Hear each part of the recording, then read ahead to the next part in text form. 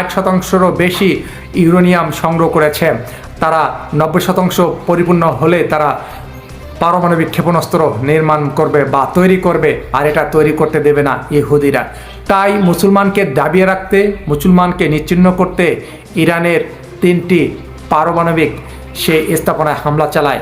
ইরানের 3টি পারমাণবিক স্থাপনা, একটি হলো ইস্পাহান, ফর্দ এবং নাতানজ, 3টেতেই বোমারু B-2 বিমান দিয়ে হামলা চালায় যুক্তরাষ্ট্র। প্রিয় দর্শক, এতে করে যে ইউরেনিয়াম কম্পিউটার যে সরঞ্জামগুলো ছিল আগে থেকে ইরান সব সরিয়ে রেখেছিল। প্রিয় দর্শক, কোটি কোটি হাজার যে ডলার ব্যয় হয়েছে যুক্তরাষ্ট্রের, এই সব বৃথা এবং পানিতে ভেসে গিয়েছে।